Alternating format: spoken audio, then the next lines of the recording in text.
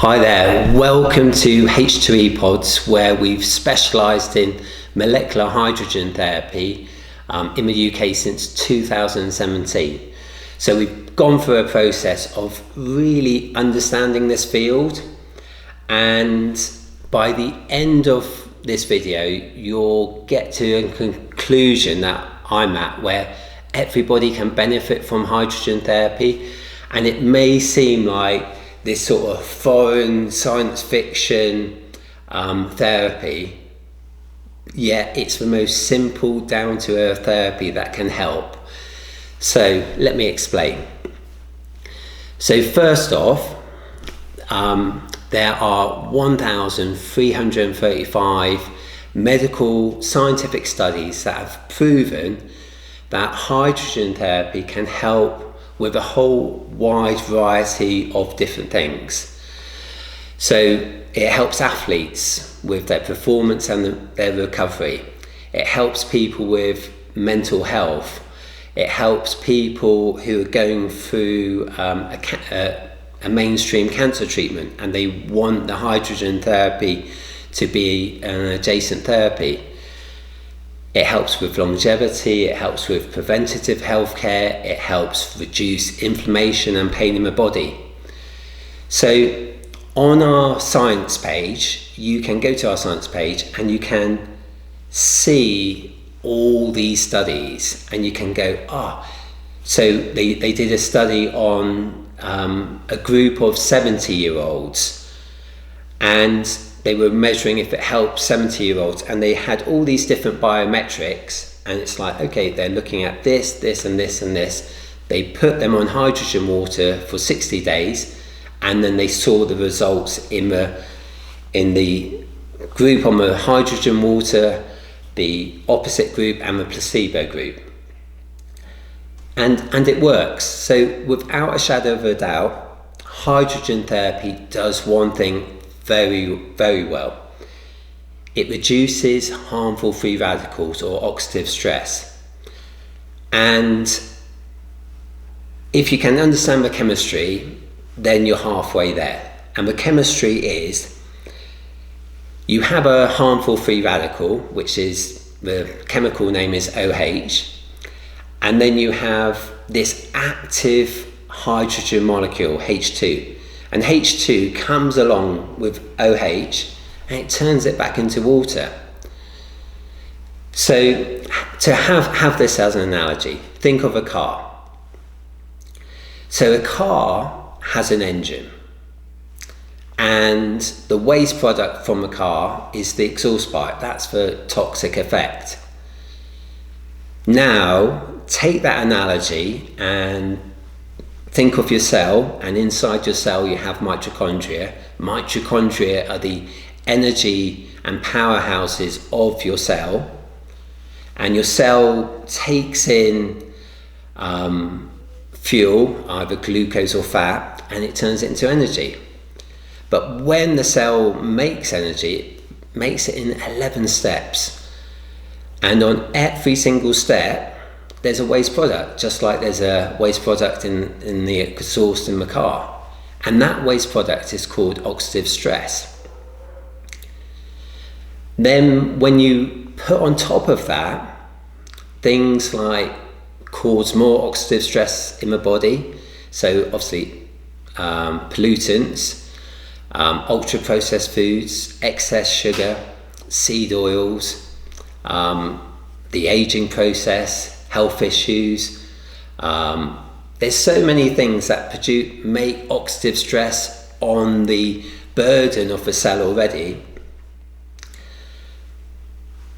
And the body already has a system. So the body has this system which makes its own antioxidants, glutathione, SOD, and when you eat things like your chocolate, your coffee, there's flavonoids in it, and you have your orange and your vitamin C. These all contain antioxidants. But when you analyze the compound of it, they all have these hydrogen molecules inside these flavonoids and vitamin C, and that's part of the reason these antioxidants work. So the The idea is keeping your cells clean, because when you keep your cells clean, so if this is a cell and it's got the debris of the oxidative stress on it, hydrogen is literally like a cleaning lady. It will come here, clean the surface of the cell, of the mitochondria, so it can work well. When cells work well and it does all its jobs, this is understanding health upstream. So if you look after your health upstream and you keep your cells healthy, you keep your mitochondria healthy, then you don't have downstream health effects. The downstream effect is good health. And this is interesting stuff. So the body has roughly 37 trillion cells. And every part of your body replicates at a different rate. So for example, your skin will replicate and change over roughly every few days. Your stomach, the cells of your stomach change over every 2 days. Your colon changes over roughly every 5 days. You have a new liver roughly every 150 to 500 days. So roughly once a year you have a new liver. Your heart, it's roughly in a whole lifetime, 40% of the cells actually change over. The very middle part of your eye lasts a lifetime. Your bones change over every 10 years.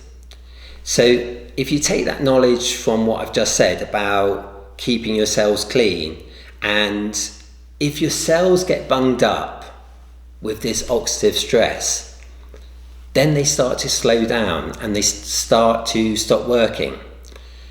And when the cells slow down, then the glucose and the fat that's the fuel source, it can't quite do its job. So then you get a backlog of like glucose in the blood system, which isn't good. So you get these high glucose levels. And then worst case scenario, the cell doesn't duplicate, but it breaks down. And there's certain proteins in the cell that are very good in the cell, but if they're floating around the bloodstream, can cause health issues, or it can cause amyloid plaque, or it can cause added inflammation.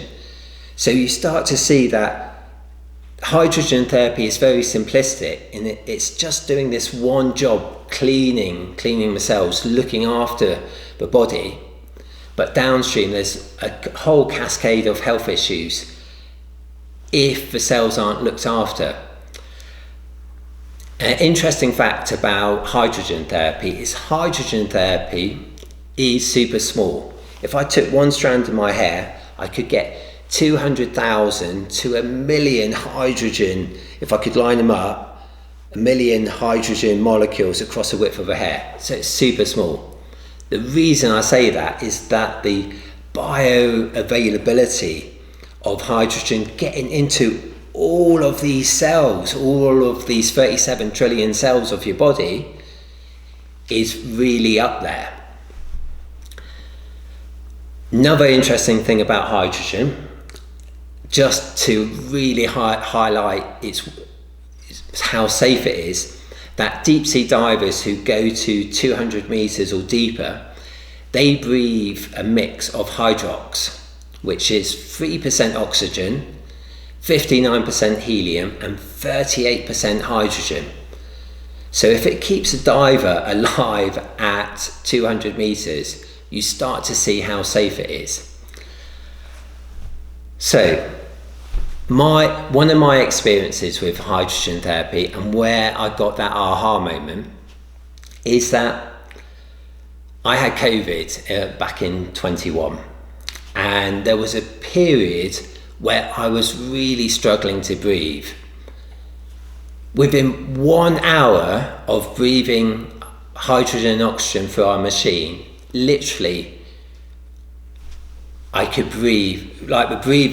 The change was massive.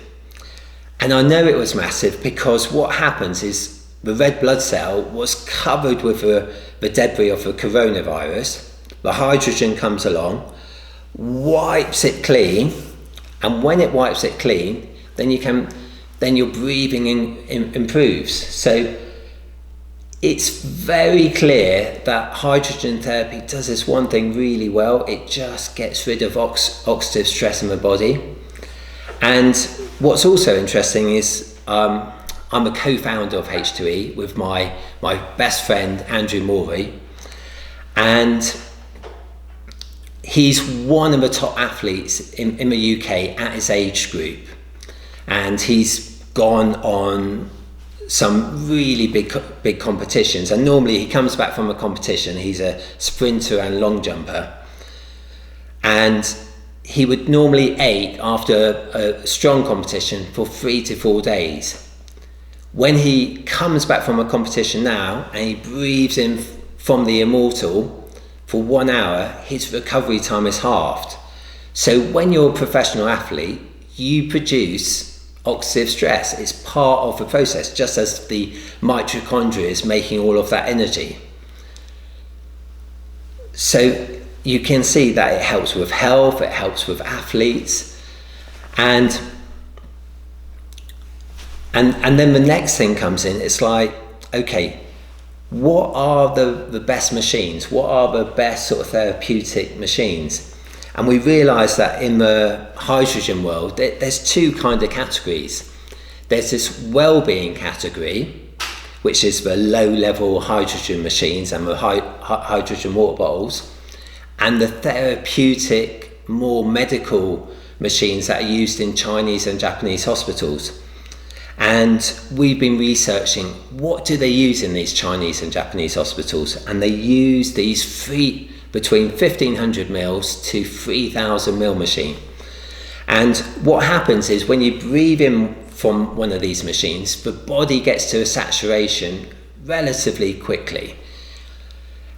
But what we're finding is once the body gets to a saturation, it's this flow rate and this consistency of getting the hydrogen in the body has a more profound effect on the body. So this is why we really specialise in the sort of more therapeutic medical side. But yes, in short, why I got into hydrogen therapy is from literally an early age. At 14 years old, I had ulcerative colitis. At 35 years old, I had cancer of the large intestine. And now, 16 years later, I've been married with my beautiful life partner for almost 10 years now. We've got 2 beautiful kids. And I've gone through a whole journey of understanding health. And the more I get into it, the more simple and profound it gets. And hydrogen therapy is one of those things that has just stayed. It's not going away. And if you're in this space, you will just see how this field grows. But it's not the only thing. So hydrogen therapy does one thing very well, which is reduce oxidative stress. But because I'm passionate about this field, you'll see that I've done one blog called Tony's Treasure Map. And when you know how to personalize the best health hacks and the best health tips with hydrogen therapy, you've really got a winning combination to be as healthy as possible. And that's the passion that we've got here at H2E. So hopefully you'll see from this that from the beginning of the video, I would say everyone can benefit from hydrogen therapy, and hope you can see why everyone can benefit from hydrogen therapy. Anyway, have a great day. Thank you so much for listening.